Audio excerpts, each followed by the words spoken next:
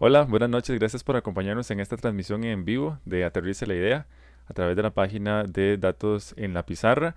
Hoy estamos viernes 23 de octubre y vamos a conversar sobre tres temas específicos. Uno es la de divulgación científica, otro es mujeres en la música y de saneamiento y recurso hídrico.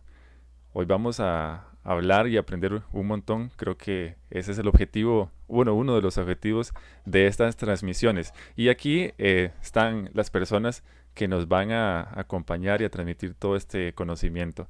Noelia Miranda con el tema de mujeres en la música, Kenneth Alfaro con el tema de saneamiento y recurso hídrico y Sebastián Corrales con el tema de divulgación científica. Buenas noches, ¿qué tal? Buenas noches. Buenas noches. Hola, buenas noches. ¿Todo bien? ¿Cómo se llama? Les repito mi agradecimiento por acompañarnos en esta transmisión, por su disposición para transmitir el conocimiento que ustedes tienen y que les apasiona. Por eso les he pedido que nos acompañen la noche de hoy. Y la forma de hacer esta transmisión está dividida en dos bloques principalmente. El primero es donde cada persona que trajo el tema va a exponerlo por 3 minutos y luego que se han expuesto los tres temas, entonces vamos a ir al siguiente bloque que va con preguntas, comentarios. Entonces, si usted tiene alguna pregunta que quiera hacerle a las personas que nos acompañan, pues bienvenidas sean esas preguntas aquí a través del Facebook. Entonces, si ustedes me lo permiten, podemos ir con la primera participante, Noelia Miranda. ¿Está bien si empezamos con usted? Claro. Ok, genial. Usted me indica. Le cuento hasta tres, uno, 2, 3. Muy buenas noches. Yo vengo a hablarles sobre las mujeres en la música. Sé que los compañeros tal vez no han estado muy cercanos a la música, pero es muy probable que hayan escuchado sobre los grandes maestros como Bach, Beethoven, Mozart y demás, ¿verdad? Eh, Me surge a mí, así como a muchas mujeres, la interrogante de dónde estaban las mujeres maestras, las grandes compositoras. Eh, pues resulta, si Feli me puede ayudar ahí compartiendo una imagen que le había pasado, hay muchas razones, ¿verdad? Pero en este caso voy a compartirles esta imagen de la musicóloga Laura Viñuela. Utiliza mucho este ejemplo, que si pueden ver es Iker y Tina Turner, ¿verdad? Donde se muestra a un Iker muy apropiado de la música, muy hacia el público, y una Tina Turner muy hacia la parte doméstica, ¿verdad? Contemplando a su esposo. Esto porque los hombres siempre han podido mostrar su profesión públicamente y la mujer siempre a lo privado, ¿verdad? Esto mismo ocurre en Costa Rica, ¿verdad? Las mujeres han realizado labores artísticas que han quedado bastante invisibilizadas, pero por dicha han habido bastantes mujeres transgresoras. Por ejemplo, el caso de la maestra Margaret Chinchilla, que aunque Costa Rica tiene una historia de música militar, donde no se podían involucrar usted con su valentía, logró ingresar, ser la primera mujer en 1990 en una banda militar. También tenemos, bueno, aquí les traje este libro, no sé si se puede ver, de mujeres en la música, las costarricenses, como muchas mujeres han sido compositoras, músicos, docentes. Este es un trabajo de las maestras Amira Barquero y Tania Vicente, donde vemos registros desde 1900, perdón, donde las mujeres sí han estado involucradas en la música. Básicamente, la labor de muchas mujeres ahora es visibilizar lo que se ha venido dejando en el ámbito privado con mujeres como las compositoras, directoras, músicos y demás. No sé si me perdió, Peri. Todavía nos queda tiempo, ¿no? Y nada más que Bueno, ahí sí. está. Se me había quedado, perdón. Ok, bueno, y también contarles, digamos, en Costa Rica hasta el 2017 tuvimos una primera mujer dirigiendo la Sinfónica Nacional, ¿verdad? Poco a poco las mujeres hemos ido ganando espacios, pero queda mucho por hacer, ¿verdad? Existe en la UCR el Simposio de Mujeres en la un espacio donde compartir la música, queda mucho por hacer para que podamos no tener solo un espacio, sino que sea música de mujeres todos los días. Eso sería básicamente. Gracias. Ok, gracias, Noé. Ahora le voy a hacer algunas preguntas porque de pronto cuando daba el dato del libro se quedó un poco el audio atrás de cuándo es que va. Pero bueno, ahora o si no, si me lo comenta de una vez, el libro que nos mostraba, ¿de qué año a qué año va que registra? Mencionaba, ¿verdad? Usted el... Ujú. Bueno, sí, se tiene registros desde 1887, donde una cantante logró ser becada por el gobierno de Costa Rica para ir al extranjero y llega como hasta mitad del siglo XX, ¿verdad? E incluso las Samira y Tania invitan a seguir investigando, ¿verdad? Registros históricos para conservar material biográfico de la labor de las mujeres en la música. Genial, genial. Esa era la duda. Muchas gracias. A usted. Ok, entonces, bueno, no sé si no les mencioné, pero hay un cronómetro que aparece en la parte superior de cada expositor y expositora y que también tiene un sonido. Entonces, también nos vamos a ir tratando de ajustar a los 3 minutos, pero no, no, no, No lo no vi, lo se digo, me perdió. no lo digo, no lo digo en son de regaño, sino porque no lo había mencionado. De pronto aparece un cronómetro y es como, oh, qué está haciendo el indicador ahí? Bueno, entonces ahora vamos con Kenneth, si nos lo permite. Kenneth, hacer la presentación, ¿está bien?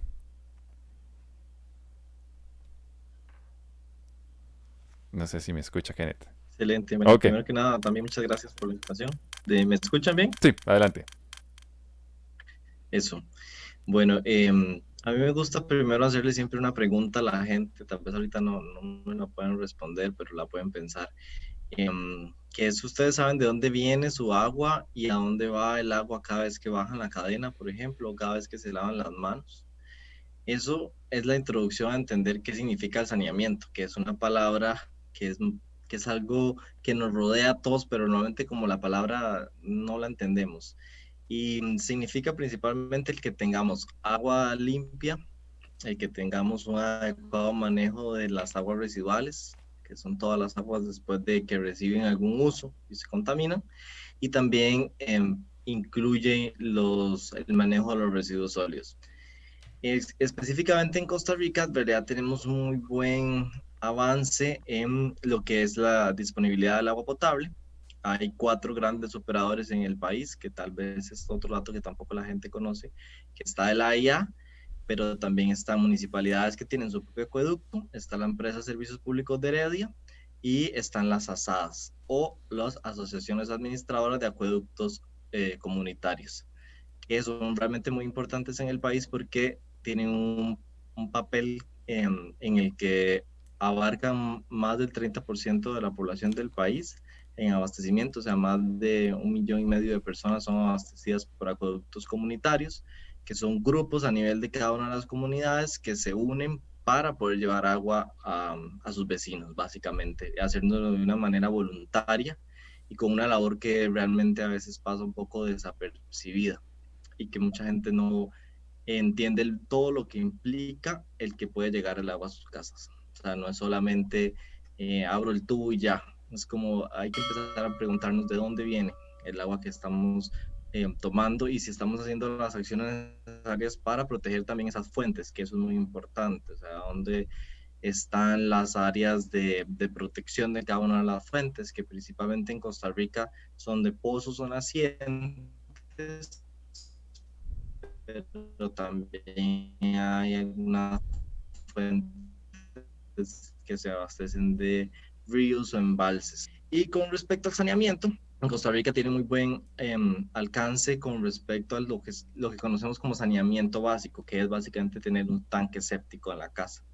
Pero ya cuando nos vamos a entender el saneamiento más avanzado o el tratamiento de las aguas residuales, el país está muy mal en eso. Solamente el 14% de todas las aguas residuales reciben un tratamiento final. y la gran mayoría de eso está terminando en ríos, en los mares. Entonces es un tema como que nos pasa a todos, cotidianamente estamos usando y generando agua, pero no sabemos realmente qué está pasando, de dónde viene y a dónde va. Gracias, Kenneth. Vamos entonces ahora a escuchar el último tema, después de haber escuchado a Noelia con el tema de mujeres en la música y de Kenneth con el tema de saneamiento y recurso hídrico. Vamos a escuchar a Sebastián Corrales con el tema de divulgación científica y después de Sebastián, entonces vamos a hacer un recorrido por preguntas y comentarios que también ya nos han estado surgiendo. Entonces vamos, Sebastián, con usted y me indica también cuando quiere que pongamos la imagen. Sí, bueno, buenas noches. Para empezar, ¿qué es divulgación científica? Pero antes de eso, mejor, ¿qué es ciencia? Bueno, el significado más básico viene del latín y quiere decir conocimiento. Entonces, divulgación científica es el conjunto de actividades e interpretaciones necesarias para volver accesible el conocimiento científico. La pregunta es, ¿qué tan necesario es? Por ejemplo, en Costa Rica apenas un 30% de su población estudia carreras STEM. Eso quiere decir, por sus siglas, ciencia, tecnología, ingeniería y matemática. Es decir, en números muy gruesos, de los 5 millones de habitantes, solo 1.1 millones entenderían para qué sirven las ecuaciones cuadráticas, los logaritmos y todo lo que vimos en el colegio en cuanto a matemáticas. Esos ejemplos de Noelia compró 20,000 zanahorias en la feria, por ejemplo. Es decir, es cierto que todo lo que aprendimos de matemática no sirve, que todo lo de biología, química, física no sirve, y fueron solo materias para hacernos perder el tiempo. Bueno, pues no. Si quiere, me puede poner la presentación. La ciencia tiene un montón de utilidades prácticas. El problema es que la gente tradicionalmente no sabe cómo llevarlas a la práctica y la academia no sabe cómo traducir la información al público en general. Ahí entramos los divulgadores. Si gusta, más bien la anterior. Vamos a ver. Entonces, hay que entender que la ciencia no está solo dentro del laboratorio, ¿verdad? Aquí estamos viendo un ejemplo muy calculero, que es el hecho de este muchacho que está en la tagada, ¿verdad? Manteniendo el equilibrio. Y digo que es muy calculero por la siguiente diapositiva, que es que eso se explica desde el punto de vista que entre más cerca está en el centro, digamos, del plato de la tagada, es más fácil para él mantener el equilibrio, porque realmente se reducen las fuerzas que existen sobre él. Si él estuviera más alejado, ¿verdad? El radio sería mayor y por lo tanto la fuerza necesaria para que se caiga tiene que ser o va a ser menor. Por ejemplo, en la siguiente diapositiva, nada más para dar un ejemplo más hacia lo que nosotros hacemos, es la agricultura de precisión. En la agricultura de precisión se puede usar un dron para escanear el terreno y así indicarle al agricultor dónde es más adecuado sembrar. Eso sería. Ok, perfecto. Gracias, Sebastián. Ahora, pues entonces nos podemos dedicar a hacernos preguntas y comentarios. No sé si les quedaba algo por exponer o podemos, si alguno tiene una pregunta de una vez, podemos hacerla también. Si no, yo puedo empezar a hacerle la primera. Bueno, primero, Sebastián, ¿faltaba alguna otra imagen con la ilustración? Bueno, Si quiere la podemos tirar. realmente podemos dar un par de ejemplos, digamos, en cuanto a esto de agricultura de precisión, ¿verdad? Como pueden ver al lado derecho de la pantalla, el dron recorre un campo de cultivo y él me tira, digamos, información desde pH, las variables de pH en el suelo, las variables de concentraciones de elementos, Entonces, un agricultor podría sembrar, por decirlo así, adecuadamente, ¿verdad?, donde necesita cada cultivo. En la siguiente diapositiva hay un ejemplo del Starlink. ¿Por qué estoy haciendo ejemplos tan variados? Porque resulta que al final de cuentas la divulgación científica es coger toda esa información que hacen los científicos e intentar explicársela a las demás personas para que sea un conocimiento más fácil y accesible, y además para que lo entiendan. En esta imagen es una fotografía de Brasil, donde tomaron ese montón de puntitos, ¿verdad? Y la gente estaba súper asustada porque vieron puntitos en Brasil, en México, y pensaron que nos estaban invadiendo los extraterrestres, ¿verdad? Los ovnis, y cuando no es así, realmente todo tiene explicación científica, y si uno hace un poquito de investigación se da cuenta de los proyectos que hay actualmente, ¿verdad?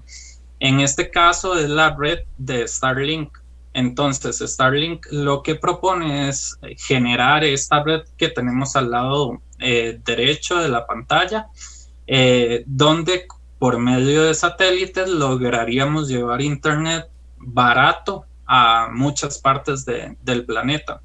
En cuanto a la tagada, por aquello de que no me haya explicado, es el mismo concepto básico que se aplica, digamos, un mecánico en su día a día, donde ustedes saben que, o muchas personas lo han aplicado realmente, que si una tuerca está muy trabada, además de echarle WD-40, ¿verdad?, que sería como lo más sencillo, se puede cambiar la llave con la que está ejerciendo la fuerza y poner un mango más largo. Ese mango más largo me permite ejercer con menos fuerza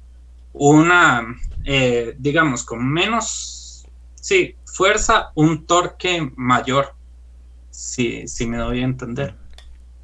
Si no, ahora podemos hacer repreguntas sobre esto, Okay. porque si es un tema que, bueno, voy a pasar a la imagen de acá, donde estamos, yo ya tengo una pregunta que es un poco, creo que polémica, en este caso estamos usando un meme, que es alguien en la tagada haciendo eh, uso, no sé si la persona que lo diseñó pensó en que alguien debería hacer eso. Pensaría, no, usted tiene que estar allá sentado y sufriendo, pero en realidad está como disfrutando porque está más al medio. Pero la pregunta que le voy a tirar polémica se la voy a dar en algunos momentos. Ahora la que le voy a hacer es a Noelia sobre una que nos pusieron aquí en el Facebook, y se la voy a leer. Es, ¿quiénes son las mujeres? Vamos a ver si la leo acá. ¿Quiénes son las mujeres más destacadas en toda la historia de la música clásica? Tenemos ese top, ese ranking, ¿no? Ok, bueno, creo que me aloqué un poco, no, tuve fallas técnicas de que no veía el reloj, entonces me aceleré, pero bueno, el asunto es que la historia de la música, ¿verdad?, se basa en el canon. El canon es, pues, destaca figuras masculinas únicamente, ¿verdad? Pues, poco a poco se ha ido a partir de musicólogas que han investigado al respecto, han redescubierto figuras de que, pues, por supuesto, las mujeres estuvieron presentes siempre a lo largo de la historia. Lo que pasa es que no se documentó hasta ahorita. Principalmente de la que más se tiene registros, ¿verdad? Porque, pues, probablemente muchas mujeres vayan a quedar en el olvido porque no hay registros históricos, ¿verdad? Por eso es que libros como el de Samira y el de Tania son tan importantes, porque representan un registro histórico que queda ya documentado, ¿verdad?, que sirve de referencia para el futuro. Pero digamos, en el top está Clara Schumann, ¿verdad? Ella, pianista virtuosa, compositora, ¿verdad? Todos los ¿verdad?, el checklist para ser una gran maestra reconocida hasta la época. Sin embargo, Clara se casó con Schumann. Robert Schumann es un compositor hombre, pues las señoras adoptaban el apellido de sus esposos. Y pues al casarse con él, las labores domésticas y bueno, como un poco que las mencioné antes, las labores del hogar, ¿verdad? Fueron como invadiendo su espacio creativo, ¿verdad? Y pues hasta ahora estamos recuperando la figura de Clara Schumann, ¿verdad? Creo que tal vez de los principales referentes como grande maestra, ¿verdad? Se le reconoce como gran virtuosa del piano. También están las maestras Boulanger, ¿verdad? Lili Boulanger y Nadia Boulanger. Lili murió muy joven, murió como a los 24 años, pero su hermana Nadia se encargó de divulgar las pocas obras que pudo componer en su corta vida. Y pues Nadia Boulanger se convierte, mencionar, ¿verdad? Como, no sé, desde Quincy Jones, Astor Piazzolla, ¿verdad? Muchos referentes de la música latinoamericana e incluso europea del siglo XX fueron formados en su formación artística por Nadia Boulanger. Entonces, Nadia Boulanger sería una referente importante. Hildegard von Bingen, ya devolviéndome un montón en la Edad Media, ¿verdad? La labor de estas monjas transgresoras que aunque estaban en los conventos, pues los conventos se convertían en un espacio donde ellas podían acceder a cierto conocimiento y al no tener que casarse, ¿verdad? Por decirlo de alguna forma, podían, aunque tenían que dedicar su vida a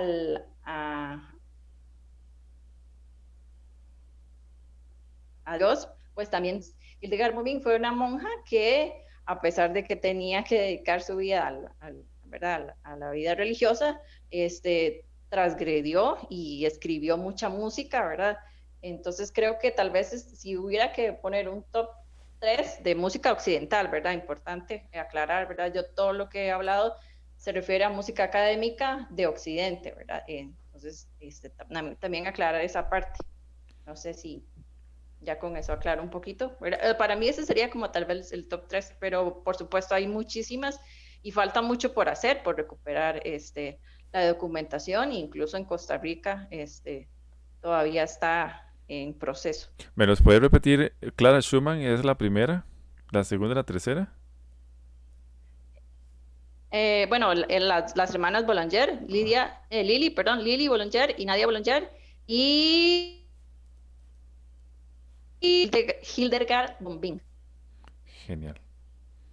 Noelia, con su conexión está pasando lo que es habitual. Creo que ya nos hemos acostumbrado a las transmisiones de Zoom en las clases, en todo. Es como, parece que se pegó, pero esperamos y ya llega la siguiente frase. Entonces, para que no se extrañe de que de pronto nos quedamos como esperando a que continúe. Pero ya es de sobra conocido que no tenemos 5G todavía en el mundo. Una pregunta para Kenneth que tengo es... Lo siento. No se preocupe, no se preocupe. Kenneth, ¿cómo, cómo nos ha afectado el proceso? Bueno, primero comentario y luego pregunta, porque cuando uno piensa en ríos sucios y contaminados, piensa en basura, en chatarra, en bolsas, pero se le olvida el otro componente que es lo que usted nos decía. Muchas muchas de las casas o lugares donde se baja la cadena, digamos, del inodoro, esto va a dar al río. ¿Cómo afecta la percepción y cómo se hace para combatir es decir, la cosa es cómo se trabaja en la educación para hacer entender y hacer el cambio? Muy buena pregunta. Bueno, yo les cuento, actualmente estoy trabajando en la zona de Santa Teresa de Cóbano y en esta zona evidentemente no hay un sistema de tratamiento y entonces es muy común que nos encontremos llegando a quebradas, en suelos, en alcantarillado pluvial, que hay conexiones de aguas residuales. Entonces, bueno, el abordaje que hemos dado de la organización en que trabajo es invocar la parte educativa, ¿verdad? Eso es lo primero, o sea, tratar de que la gente comprenda cuál es la legislación que existe, cuál es su deber y cuál es la forma adecuada de tratar las aguas residuales. Sin embargo, ahí nos encontramos a veces que muchas personas prefieren hacer de la vista gorda, por decirlo así, a que existe esa responsabilidad individual.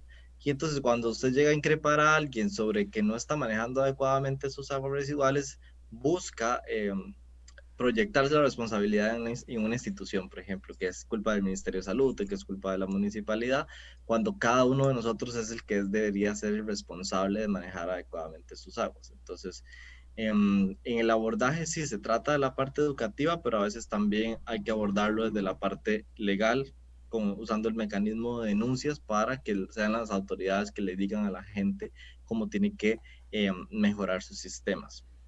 Eso por un lado. Y por otro también está el tema económico, o sea, el manejar los sistemas de saneamiento tiene un costo, pero que igualmente es un costo que debería asumir cada una de las personas. Y todos queremos seguir teniendo agua limpia en nuestras casas, usarla como queremos, pero cuando nos llegan a decir, bueno, es que tienes que pagar por tener esto de una manera correcta, es un costo que la gente no quiere asumir. Entonces eso es como realmente lo que pasa. Y creo que me voy a aprovechar de este comentario para también que conectemos un poco y me puedan responder la pregunta que les Ah, hacía al inicio. Si cada uno brevemente me pudiera decir de dónde vive y quién es el responsable de llevar el agua hasta sus hogares y qué pasa en cada uno de sus casas cuando bajan la calle. Yo sí sé. Eso. Bueno, lo sé porque, bueno, antes vivía en Heredia Centro y ahora vivo en el más en pueblo, por decirlo así. Y Okay. mi familia, bueno, principalmente mi papá está muy involucrado con la sala, la comunidad, tenido oportunidad de ver de cerca el trabajo enorme que implica, ¿verdad? Coordinar una asada y me parece súper valioso, ¿verdad? Y admiro un montón a la gente que se involucra, porque, o sea, el agua, abrimos el tubo para lo que sea y qué fácil, qué bonito, ¿verdad? Pero ya a la hora de, de convocar a las reuniones para que nos involucremos todos en la asada, ¿verdad? Y ya la gente desaparece. Entonces, pues yo admiro un montón la labor de la asada y pues sí veo que es una labor bastante ruda. Le tenía una pregunta porque siempre me surge, y más ahora en los tiempos de aguaceros abundantes, ¿verdad? ajá. Y creo que mi mamá también me había hecho esa pregunta. O sea, un país que tiene tanta agua como Costa Rica, ¿verdad? ¿Hay, hay algún proyecto, o por lo menos se conversa como qué poder hacer con el agua del invierno para que nos llegue el verano? Porque a veces pasa, y ha pasado aquí en esta comunidad, que hoy no hay agua de las 8 hasta las 8, ¿verdad? No sé si en algún momento usted ha surgido así alguna idea o algún proyecto para ahorrar el agüita del invierno y poder pues, reutilizarla en verano, ¿verdad? No sé si el tercer mundo no nos alcanza para eso, pero no sé, ¿verdad? Me surge Sí, la duda. para eso hay como tres alternativas posibles. La más factible es como de la captación de agua de lluvia, cada uno, digamos, desde su hogar, teniendo un tanque, captando las canoas y guardándolo. También está lo que se conoce como la cosecha de agua de lluvia, que se aplica más en el sector agrícola. Entonces, básicamente se hace como unas lagunas donde se capta toda el agua y que se puede utilizar para riego o para uso en animales, por ejemplo. Y hay otros países, o más bien ciudades, que tienen toda una captación de los sistemas de agua de lluvia, como algo similar a lo que se debería hacer con las aguas residuales, pero captando el agua de lluvia. Entonces esa la pueden tratar de alguna manera y ya sea que la puedan utilizar para embalses o la puedan de alguna manera inyectar de nuevo a los mantos acuíferos. Eso es una alternativa como algo muy pro, que digamos acá realmente no existe ninguna planta de captación de agua de lluvia, así digamos como por el drenaje. Ni siquiera como el deseo de alguna organización de hacerlo, ni Que yo haya nada. escuchado, no, o sea, como que realmente muy ordenado es en las comunidades donde hay sistema de agua de lluvia que va al río, digamos. Muy. Que son los acueductos municipales, es El, decir, el alcantarillado municipal el de alcantarillado agua pluvial, pluvial. exactamente, Ujú. que hay en algunas comunidades, pero hay muchas donde el agua realmente ni siquiera se llega a ese nivel básico de poderla canalizar adecuadamente, y por eso también es parte de todos los problemas que vemos de inundaciones. Sebastián, ¿podría usted responder la pregunta de Kennedy? Luego voy yo, lo que le Sí, preguntaba. claro. No, no, estaba dándoles chance.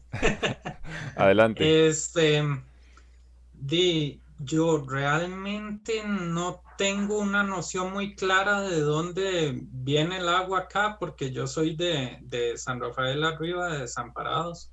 Entonces, de Zampa es súper complicado porque a veces lo sacan de un lado y a veces lo sacan de otro lado, y entonces todo depende de cómo esté la demanda, ¿verdad? Sí sé que usualmente viene del sector como de Cartago, me parece, y si no de la parte de las montañas de Acerrí, pero no estoy muy claro de cómo, digamos, de cómo lo distribuyen. Sí sé que eh, la bomba del AIA está aquí, si acaso, 500 metros lineales desde mi casa, ¿verdad? Si tirara una línea. En cuanto a la parte de aguas negras, bueno, se usa tanque séptico por regulación, digamos, por plan regulador. Se tiene que tener tanque séptico porque mm, no hay todavía cañería, digamos, para eso. En cuanto a aguas pluviales, digamos que el plan regulador en teoría solo permite que para ríos y quebradas solo permite aguas pluviales, digamos, todo lo demás tiene que ir a tanque ¿cómo se llama esto? De tratamiento, ¿verdad? Sí. Antes. Ujú. Entonces eso es como lo que yo sé en cuanto a lo que más o menos conozco, digamos, del IA, y que me dejó Noelia así como picando, ¿verdad? Ahí la idea es el hecho de que, al final de cuentas, según los estudios que hay por ahí que uno puede averiguar, es que alrededor de un 47%, yo no sé si estoy bien con los datos actuales, pero Ujú. alrededor de un 45 a un 47% se va en pérdidas, de fugas en el sistema de acueductos. Entonces, a mí me parece totalmente aberrante y terrible, por decirlo muy sinceramente, que la IA usualmente tiende a subir precios, digamos, y no hay una mejor infraestructura para arreglar todo lo que son acueductos, ¿verdad? De aguas potables. Eso a mí sí, sinceramente me estresa bastante, sabiendo que el recurso hídrico no es algo ni barato ni es un recurso renovable como hace mucho tiempo se decía, ¿verdad? Entonces, no sé, eso por mi lado. Yo pensaba que yo le tenía una pregunta polémica, pero más bien usted nos devolvió un tema polémico, que es por qué siempre hay... quitó que en la cámara. Eh, el tema polémico es de que uno ve incluso hasta memes de que cuando la IA, cuando se asfalta una calle, el IA pasa y ya hay fugas y toda la cosa y se rompe y luego la municipalidad tapa y luego hay otra vez trabajos, entonces ya se hace como un meme, pero es un meme de, es decir, como triste, o sea, es frustrante que haya agua, tanta agua que se desperdicia y que está limpia, es triste que usemos agua limpia para bajar los inodoros. Y es triste que luego no sepamos, digamos, a dónde se tiran las aguas ya usadas. Yo para responder a la pregunta de Kenneth, en Escazú no sé de dónde viene el agua, sinceramente, porque yo pensaba como nada más teníamos que responder cuál es el proveedor de agua, que es el AIA, pero no tengo la idea de dónde es el agua que llega hasta acá. Y uy, creo que Kenneth tiene un problema con la conexión. Y vamos a ver. Y el segundo punto que tenía es que es de tanque séptico acá. Vamos a ver qué pasa con Kenneth. Se nos fue Tal vez la mientras tanto, yo Ujú. le quería preguntar a Sebastián, porque yo, bueno, como él dice, en las ciencias, en el colegio y ni tanto, ¿verdad? Porque al menos en el colegio que yo estaba, biología se vio y ya después, no, ¿sí me escuchan? Sí, adelante, Sí, continúe. Ah, ok, bueno, entonces mi conocimiento es muy pequeño y pues no desconocía esto de la divulgación científica. Eso es su profesión o sea, no sé si me puede esclarecer, digamos, cuando habla de divulgación científica es como la profesión en la que usted ejerce o su especialización, o digamos, exactamente es, de qué estamos hablando. ajá, divulgación científica realmente puede uno tomarlo como máster o como doctorado, ¿verdad? Si ya lo quiere tomar bien en serio. Son máster o doctorado de parte, digamos, de comunicación o de parte de cualquier ciencia. Realmente en este momento yo estoy terminando ingeniería y estoy sacando también física, digamos, entonces eventualmente me gustaría tal vez tomar un máster por ahí de divulgación, ¿verdad? El asunto es que yo en este momento, bueno, el año pasado, este, creé una organización para eso, para divulgación científica. Entonces, básicamente lo que hace uno es ir aprendiendo de cómo expresarse mejor o cómo comunicar mejor los conocimientos que tiene. Y además de que ya, por decirlo así, uno es como medio apasionado por hablar de ciencias y por buscar temas de ciencias que tengan utilidad, ¿verdad? Realmente todos tienen utilidad, pero es como intentar que la gente entienda para qué sirven, perdón. Aunque genial que Kenneth ya se pudo reintegrar. Y voy a seguir con Sebastián y luego vuelvo con Kenneth para ver si tenía algún regaño para nosotros por no saber de dónde viene el agua. Pero, Sebastián, ¿de quién puede ser responsabilidad o qué porcentaje de la responsabilidad de hacer la divulgación recae en quienes hacen la ciencia y cuánto, por ejemplo, en el Estado y cuánto en la persona individual que no sabe que ese conocimiento quizá existe? ¿Cómo, cómo podríamos hacer esa balanza? Eso está muy bonito, digamos. Yo no diría que hay un porcentaje de responsabilidad. Eh, o sea, nadie tiene responsabilidad de saberlo todo, por decirlo así, o de conocerlo todo. Este, en cuanto a los científicos, en cuanto a la academia formal, cuando uno estudia, digamos, en mi caso, que estoy estudiando física, o en el caso de cualquier otro científico de parte de la academia, se da cuenta de que eh, es muy seguir como dentro de la misma rama de que me siento, veo la pizarra y que me tiren números, ¿verdad? Y a partir de esos números, eventualmente cuando me gradúo, en teoría voy a tener la capacidad de aplicarlos a algo, ¿verdad? Pero en Costa Rica no es así. La Academia Científica de Costa Rica estaba acostumbrada a que las personas se gradúan para pertenecer a esa academia, no para encontrar aplicaciones.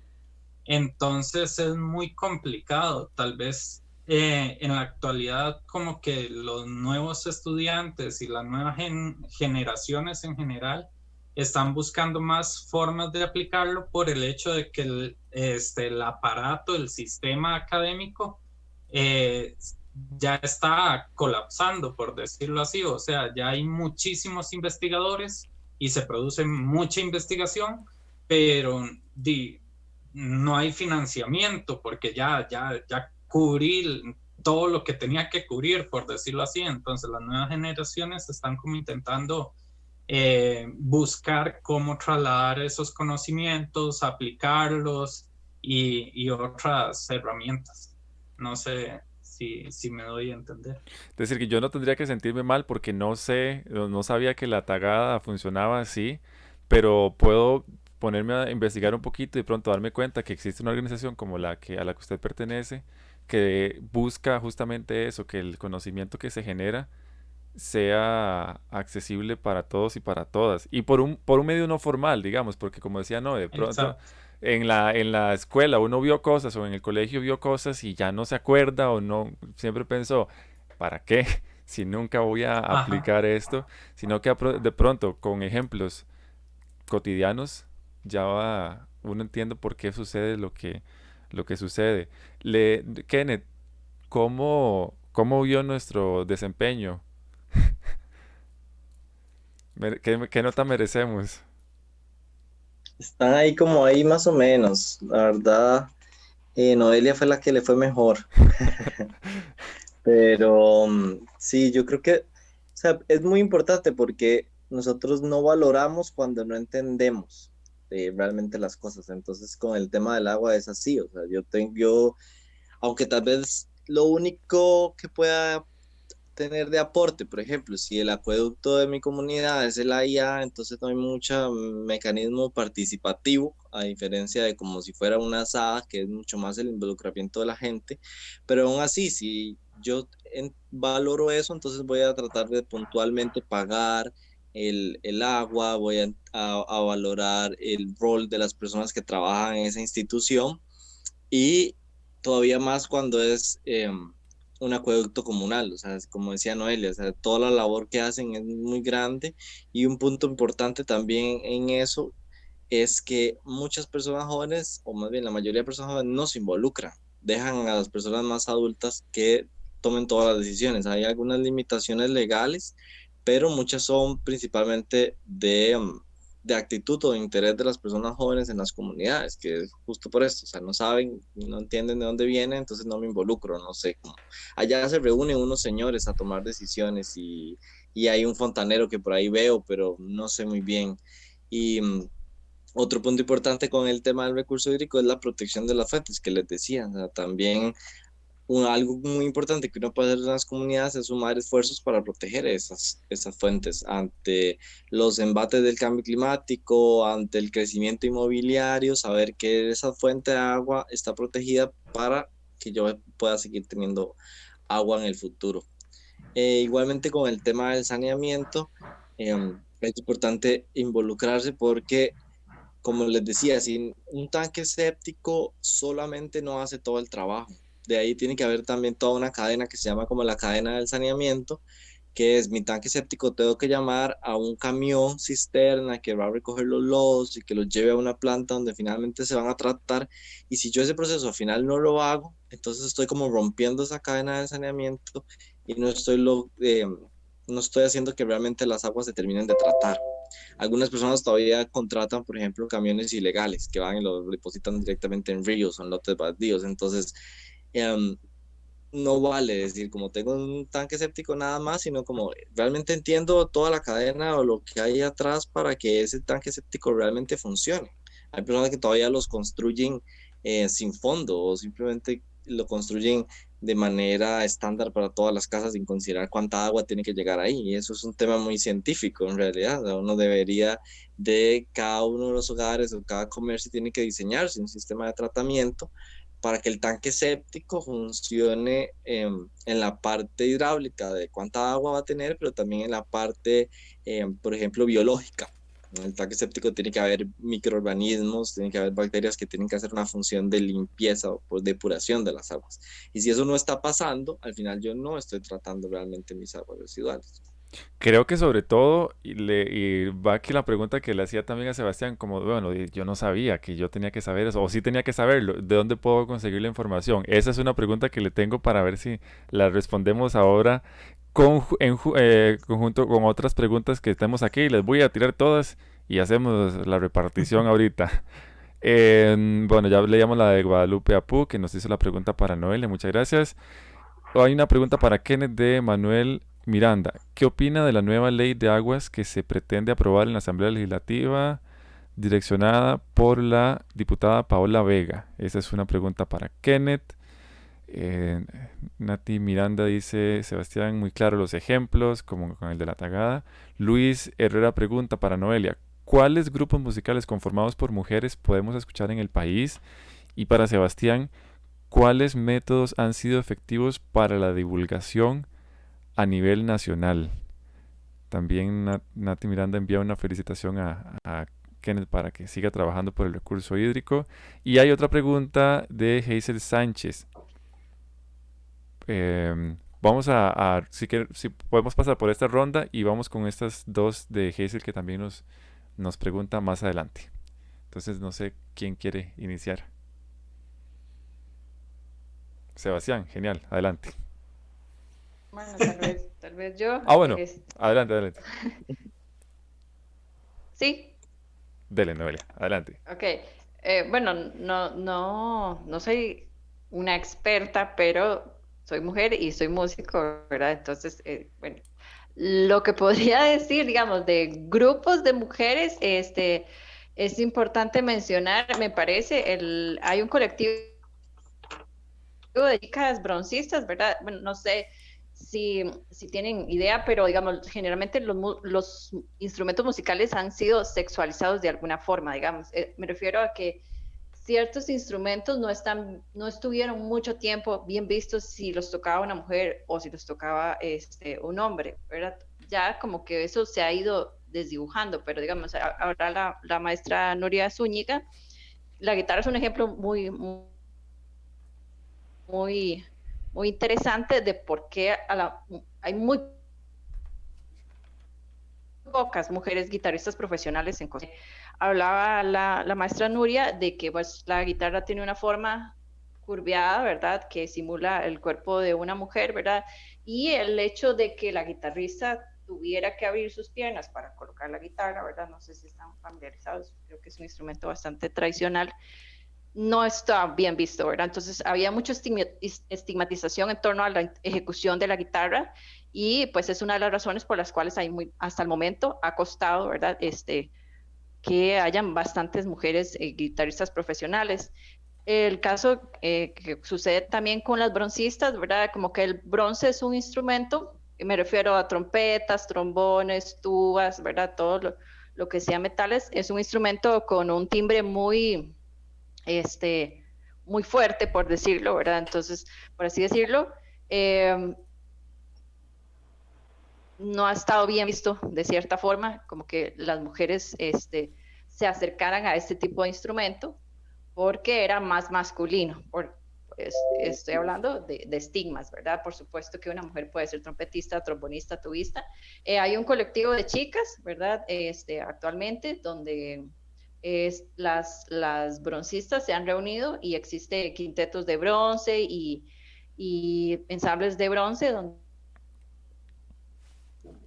las chicas se agrupan, ¿verdad? Para ejecutar diversos ensambles. Me parece, bueno, también hay muchas cantautoras ahora costarricenses, las Chicharas son un trío de chicas donde tocan clarinete, flauta, cantan, se me ocurre.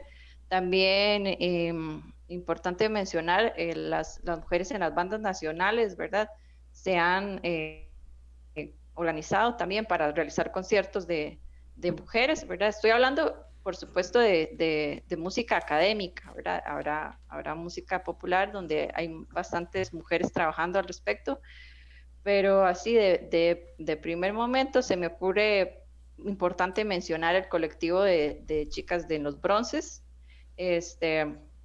También, vamos a ver, bueno, como les mencioné el Simposio de Mujeres en la Música, ¿verdad? Es un importante que ofrece la UCR, donde llegan bastantes mujeres a ejecutar músicas. Hay mujeres en Guanacaste que han realizado una importante labor en cuanto al rescate de la música tradicional guanacasteca, ¿verdad? Entonces, por ahí, no sé si le respondo a Luis, ¿verdad? Sí, Eso sería yo básicamente le lo que se complementaría, Noelia, con lo que mete justamente ahorita. usted decía, Uh la -huh. página en Facebook de Simposio Internacional de Mujeres en la Música, UCR, está ahí y hay bastante material que uno podría consultar para, pues, para darse una vuelta de lo que yo conozco, ¿verdad? También el aporte que usted hacía para darse una vuelta y ver quiénes han participado, DJs, hay gente que produce, bueno, mujeres que producen desde la, ¿cómo se llama? Desde la música electrónica y que mezcla también otras técnicas. Ahí está la página del Facebook. Noelia, si quiere volvemos ahorita, si hay algo más que agregar, porque quiero pasar a la pregunta que le hacíamos a Sebastián con vamos a ver, ¿cuáles métodos han sido efectivos para la divulgación a nivel nacional? Bueno, a nivel nacional, realmente existe digamos, canales como el canal de la UCR, ¿verdad? Que tiene, de hecho estaba hablando con ellos hace poco. El detalle es que están en este momento en una reestructuración, entonces cerraron algunos de los programas y están, por decirlo así, intentando armar otros. En Costa Rica sí cuesta mucho la divulgación científica. De hecho, la idea de ADN, de la Asociación para la Divulgación Nacional de las Ciencias, que generamos, como les decía, el año pasado, la idea es llegar a cubrir esa necesidad, porque en el país, aparte de nosotros, las otras personas que están y que en teoría deberían de estar trabajando en esto también, es el CIENTEC, pero muy poca gente conoce respecto al CIENTEC, lo cual es bastante duro porque tienen 30 años de existir y son una fundación formal y con capital, digamos, del Estado. Entonces, este, lo deja uno realmente un poquito así, como preguntándose qué se puede mejorar, ¿verdad? Hay mucho, mucho por trabajar. Sí sé que lo que más se consume son programas y canales de YouTube de otros países, principalmente de Estados Unidos y de España. De ahí en fuera, todo es muy académico. Las revistas científicas son estrictamente científicas y estrictamente académicas, entonces no hay como una adaptación de la información, no hay una traducción, por decirlo así, entonces es complicado. Podríamos hablar de que hay un segmento que se está llenando por youtubers, digamos, que son a su vez divulgadores de ciencia, quizás científicos también, pero han tomado esa posición de popularizar, porque en inglés también está como el término también de popularizar la ciencia, en español sería la divulgación. Son un poquito diferentes, Ujú. entonces sí. Podemos volver con esto ahorita para tomar la pregunta que le hacía a Kenneth sobre la nueva ley de aguas, que nos pregunta Manuel Miranda. Ok, con respecto a esta ley, bueno, no sé si ustedes saben, ¿verdad? Hay una ley de aguas de Costa Rica desde el año 1942. Entonces, el hecho no es que sea muy vieja, sino que tiene vacíos que no permiten que sea suficientemente rigurosa con la actualidad. Entonces, por eso sí hay una necesidad de cambiar esta ley. Se había presentado inicialmente por iniciativa popular, se recogieron firmas y todo, y una ley que tenía muchos artículos y sistemas participativos, por ejemplo, pero después pasó por la Asamblea Legislativa y por la influencia de algunos sectores, principalmente el sector agroindustrial, entonces hubieron cambios importantes a este proyecto de ley que a mi criterio hacen que no sea el más correcto que se deba aprobar en este momento. Porque, por ejemplo, lo que es la protección de fuentes se redujeron en algunos casos. También se incluye el uso de agua en, en fincas ganaderas de hasta 30 hectáreas como uso de agua doméstico, o sea, como lo mismo que si estuviéramos usándolo en un hogar. Entonces tiene importantes portillos para que el agua no sea distribuida equitativamente. Ya existen muchos conflictos en el país, como para que esta ley no venga a arreglar realmente eso. Entonces, bueno, les cuento que yo además soy parte de algo que se llama la Red de Jóvenes por el Agua, justamente.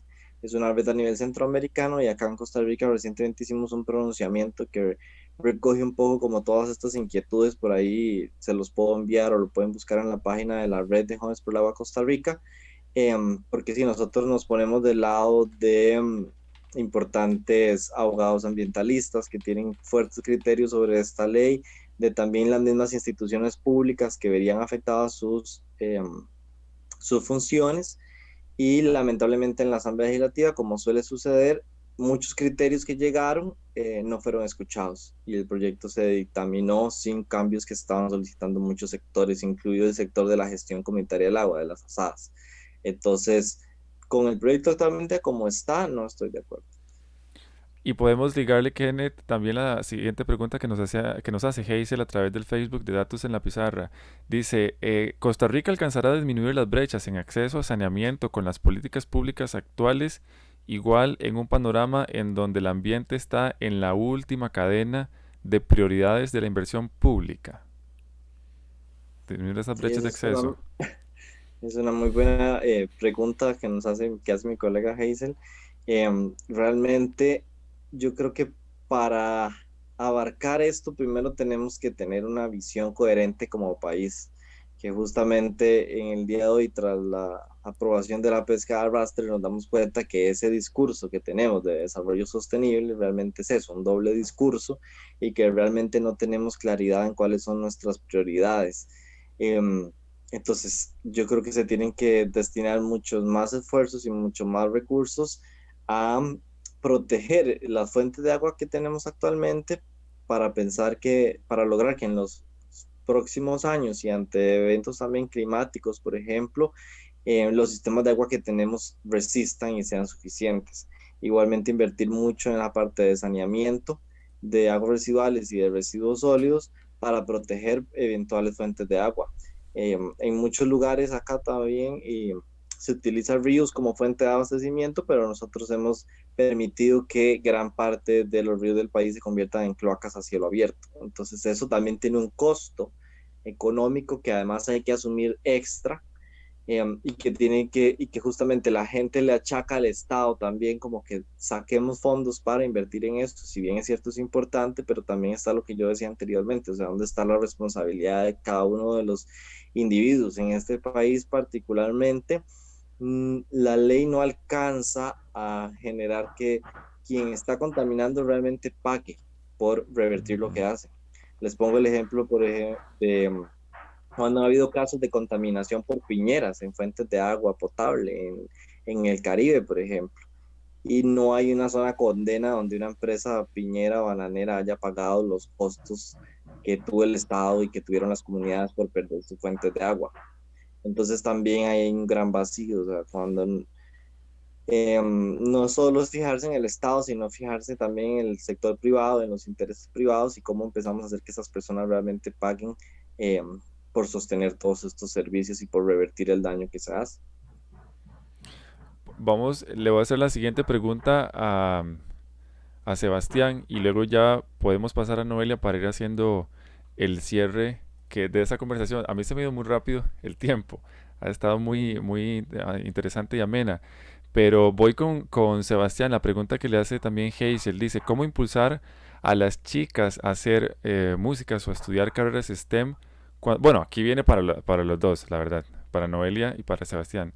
¿Cómo impulsar a las chicas a hacer músicas o estudiar carreras STEM cuando hay tantos obstáculos, principalmente en las zonas periurbanas y rurales? en un panorama tan complejo de las finanzas públicas y donde están haciendo recortes en cultura y en ciencias. Y nada más para recordar el término de STEM, que son carreras de ciencia, de tecnología, de ingeniería y de matemática. Podemos empezar con Sebastián y luego también Noelia nos interviene, por favor, si son tan amables. Ok, ese es un temazo, por decirlo así, es bien complejo y bien grande, digamos, porque definitivamente se necesita mucha inversión. El Ministerio de Educación Pública ha comprado lo que son, o manejaba hasta hace unos años, lo que son laboratorios móviles, ¿verdad? Y ellos llevaban el laboratorio a ciertos lugares rurales. Sí se necesita muchísimo refuerzo al respecto. ADN está intentando buscar formas para lograr eso, para lograr llegar a esas zonas. Sin embargo, todavía estamos muy pequeños, ¿verdad? Como organización. Sí hay gente, digamos, que está muy interesada. Realmente el STEM es una necesidad que es tan grande que desde organizaciones como la OCDE ha reforzado, digamos, en julio, ¿cómo se llama esto? En el informe que emitió la OCDE en julio, sí aclaró que Costa Rica necesita hacer una inversión fuerte en cuanto a STEM. No quiero hacer publicidad, pero por decir un ejemplo, la ULACID estaba dando becas al 100% dependiendo de las carreras. Según lo que yo recuerdo, dijo que para mujeres específicamente en STEM.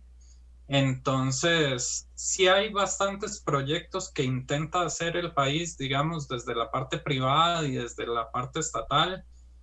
Falta muchísimo. Como les decía, apenas es un 30% de la población.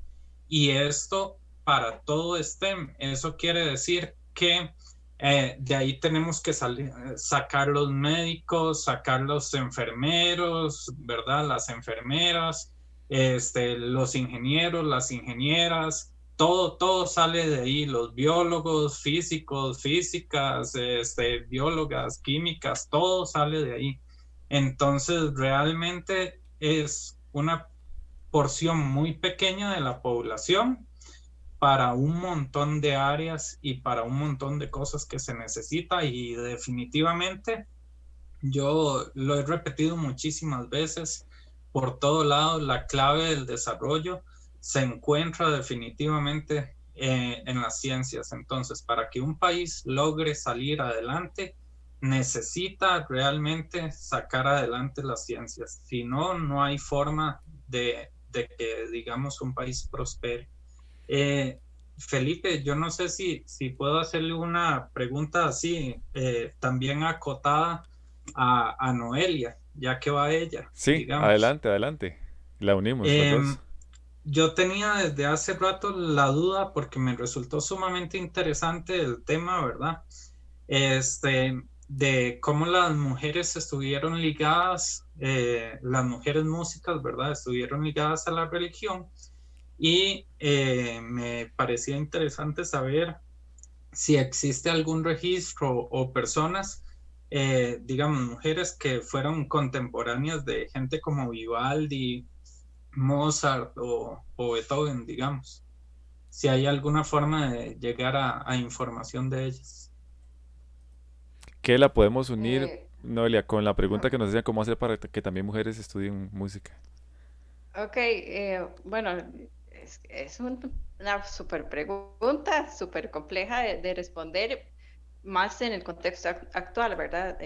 Como dos contextos importantes. Primero, la pandemia y el coronavirus se ha convertido en un reto para los educadores musicales, ¿verdad? Hablaba la compañera que preguntó, no se olvidé su nombre, perdón, de llegar a más comunidades. Pues Heiser es la que hace la obviamente pregunta. creo que igual para la ciencia, igual para cualquier especialidad, llega el poder tener divulgación, como ya el compañero, ¿verdad? Llegar a comunidades alejadas se ha convertido en un reto muy importante y muy difícil para seguir compartiendo la música, ¿verdad? Y ahora en este contexto en que el gobierno pues aprueba un recorte muy importante en la cultura, este, nos enfrentamos a un escenario más complicado, ¿verdad? En Costa Rica existe el sistema CINEM, ¿verdad? Que son las escuelas que están en las comunidades y que permite a los niños y a los jóvenes estudiar de forma gratuita, se les presta un instrumento, ¿verdad? Y entonces hay un escenario un poco gris para el futuro, esperemos que en algún momento podamos cambiar, ¿verdad? Revertir este panorama que se vislumbra, porque me parece que esa es como la labor más efectiva para seguir difundiendo la música de compositoras, ¿verdad? Esta labor es lo que yo he venido haciendo, ¿verdad? Desde mi experiencia, yo por mi interés y por mis medios, y sé que muchas otras mujeres también, nos he tocado investigar, buscar música, empezar a hablar de estos temas, ¿verdad? Que yo creo que hasta que uno se lo menciona a las personas, lo empiezan a notar, ¿verdad? ¿Dónde están las mujeres? Hay mucha gente que no se le había cuestionado. Para hablar, responder un poco a Sebastián, pues sí hay registros, digamos, el contemporáneos a Mozart, es importante mencionar la misma hermana de Mozart, ¿verdad?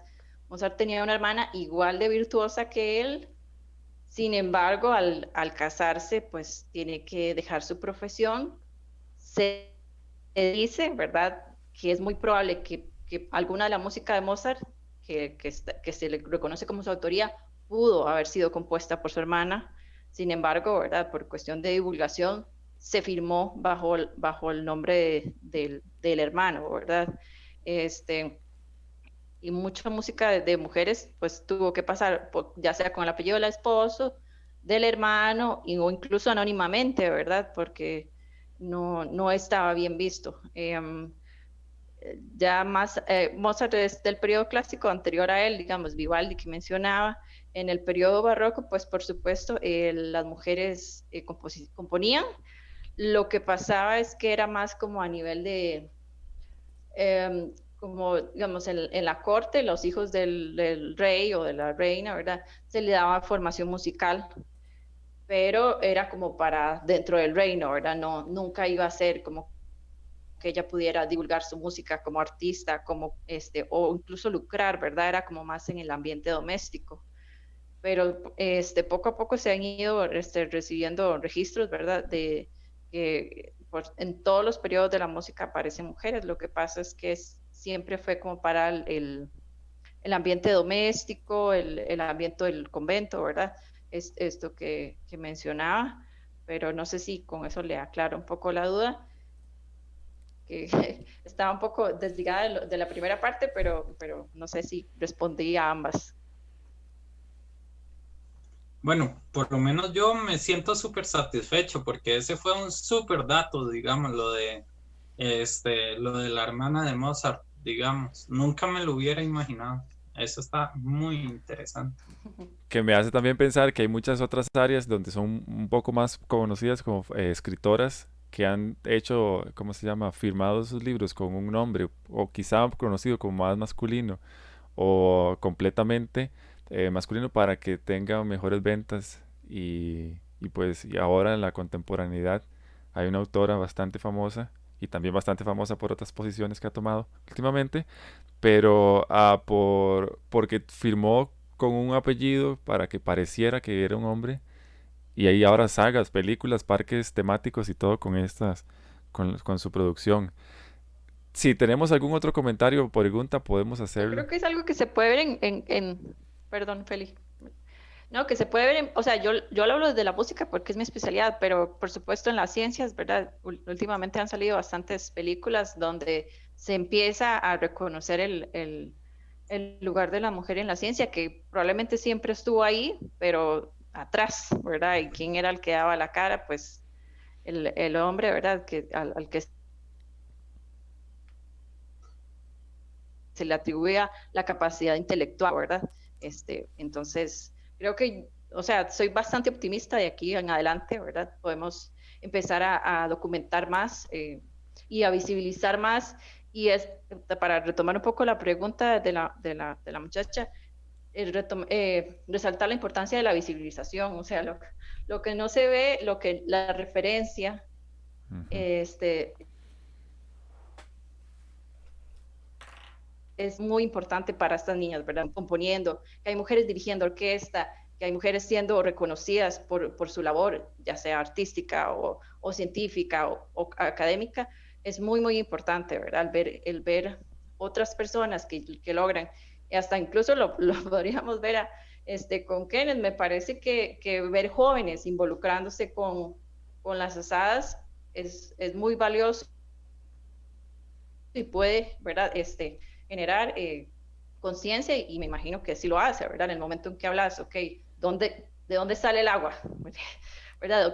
O sea, el comunicar a las demás personas, el visibilizar, es lo que hace que generemos conciencia, ¿verdad? Y creo que en mi especialidad en la música, el contarle a la gente, ok, pues sí, había un Mozart, había un Bach, había un Vivaldi, pero también estaban estas otras señoras haciendo esto. Es muy importante y va a generar en un futuro que más chicas, ¿verdad?, se apropien de estos espacios. Sí, como dice Noelia, digamos, en ciencias hay realmente científicas increíbles, o sea, de verdad de quitarse el sombrero. Sin ir muy lejos, hace poco tuvimos, hace ni siquiera 4 semanas, tuvimos 3 mujeres premio Nobel, ¿verdad? Una en física y por primera vez en la historia, 2 en química sin ningún hombre, digamos. Las de química no hubo ningún hombre contribuyendo, por decirlo así.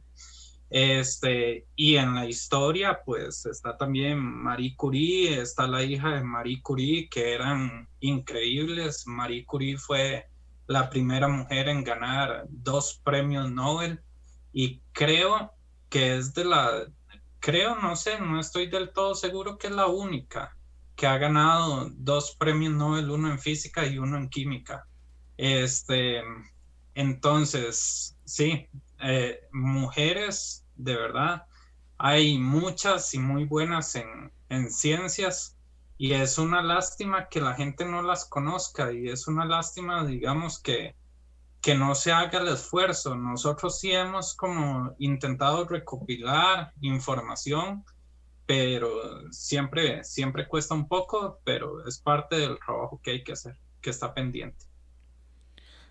Y que si me permiten ustedes también la intervención es uno de bueno, de los objetivos que nos hemos propuesto en esta iniciativa que hemos llamado Datos en la Pizarra, de recopilar historias o de recopilar, ¿cómo se llama? Cosas que se están haciendo y que están sucediendo y que no sabíamos que existían o que podríamos tener una noción de que existían, pero no había el espacio ¿cómo se llama? Para empaparse de esto. Entonces, con esto yo voy construyendo un cierre y voy también recordando lo que mencionábamos al principio. De pronto no sabemos de dónde viene el agua hasta que se va y empezamos a reclamar y decir, uy, es que cómo no hay agua. Y se fue solo una hora quizá.